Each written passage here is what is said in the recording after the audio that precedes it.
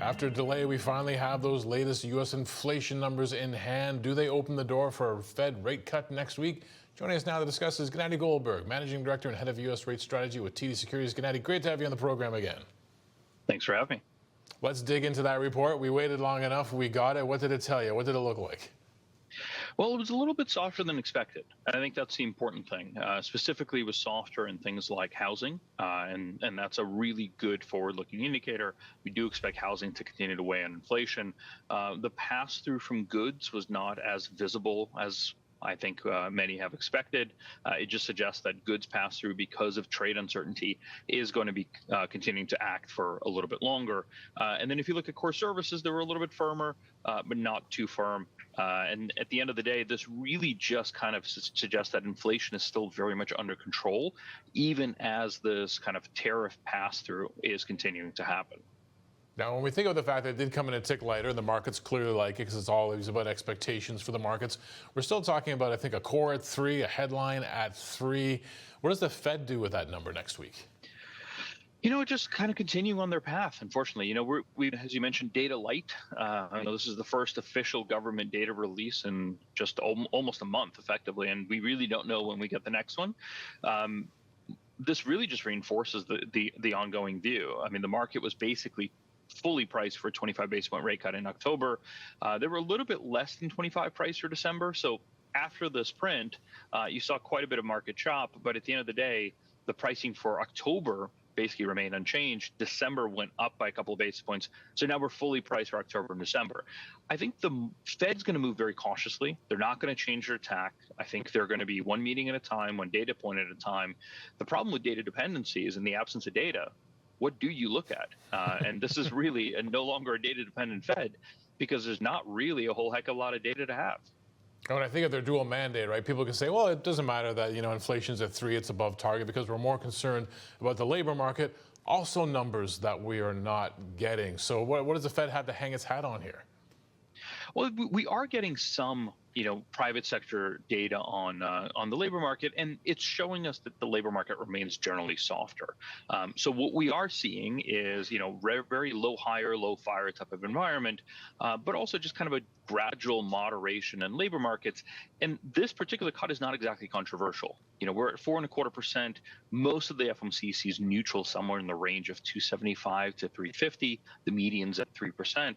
We're way off neutral. So for the most part, most of the FOMC is going to agree for rate cuts to rate cuts this time around. You may have a dissent from Stephen Myron arguing for a 50 basis point rate cut. You may see a hawk dissent as well, just given that inflation's a little bit firmer. But at the end of the day, the Fed is continuing to gradually take rates lower and trying to look at data along the way. The problem is, there's not as much data to look at, and what they are seeing is just reinforcing the trends from before. Of course, that is because of the U.S. government shutdown. I think I saw a headline the other day that we're now in the second longest shutdown in U.S. history. We don't have an end in sight. Is the economy starting to feel this yet? And how would the Fed have to put that into its calculus going forward? It's tough to say. I mean, part of the issue is we don't know if the economy is starting to feel it because we don't have data. The longer this drags on, the more kind of furloughed workers you have who are not spending money, who are not being paid. It will become damaging.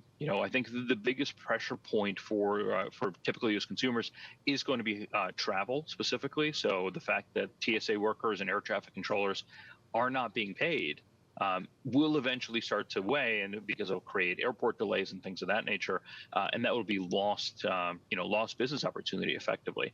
The issue is, we're talking about this being bound by potentially the U.S. Thanksgiving travel season, which is late November. So this could be, if this is the longest shutdown of all time, which is going to be in early November, this could last for an even longer period of time than anybody expects. So the pressure points aren't really being felt at the moment. You see, equities in the U.S. at record highs.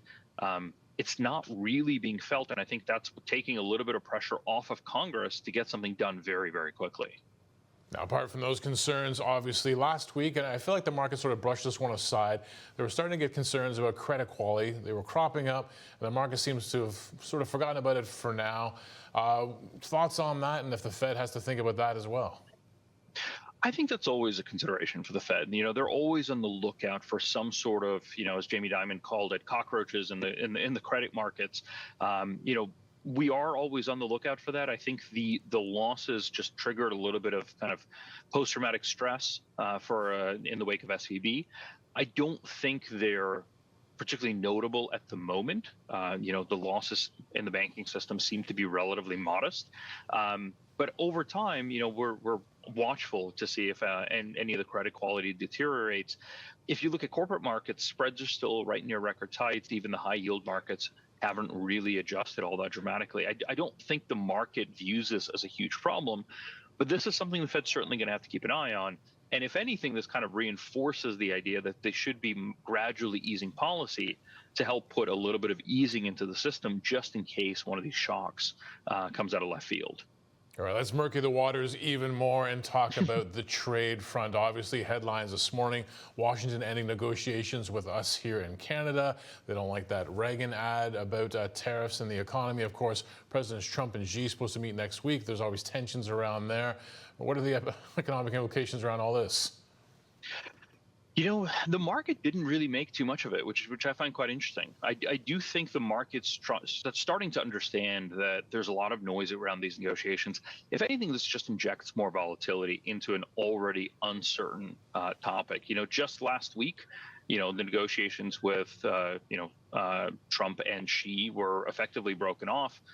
It didn't look like they were going to meet. Now they're going to meet. So I think the market realizes that this changes really on a day-by-day basis. Our understanding is there have been negotiations and they have been making progress. So perhaps this is for some of the high-level leaders to smooth over, to do a little bit of a mea culpa and get things back on track. It doesn't seem like markets are too concerned about this. Obviously, if this continues, that's going to be a source of uncertainty. But at the moment, it seems like markets are just kind of letting this one ride until they get a little bit more clarity. Now, Gennadiy, we have a lot to deal with in the here and now, and you've broken it down nicely. Going forward in these final couple of months, what we got? 3 months left, 2.5 months left in the year. I get it on my calendar. You know what I'm trying to get at. What do you got your eyes on? We're still trying to figure out how the U.S. economy is doing. Everything we have at the moment, obviously we're flying, call it 75% blind, does point to the U.S. economy doing okay. It's still very much a two-speed economy, the kind of the haves and the have-nots. The unemployment rate, again, the last data we have is still relatively low. The high-frequency data we are getting in the shutdown doesn't suggest that firing is picking up. So we're trying to figure out really where the next pressure point is going to be. That means, in our minds, kind of consistent, gradual Fed rate cuts. We're looking for the 10-year to finish the year at 3.9%. In the U.S., 3.5% by the end of next year. So this gradual drift lower in rates, that's really what we're looking at. And we're looking at anything that could be a pressure point, both to the upside and the downside. I think the tail risks have become elevated almost in both directions. So we're much more focused on tail risks as we head into 2026 than we were before.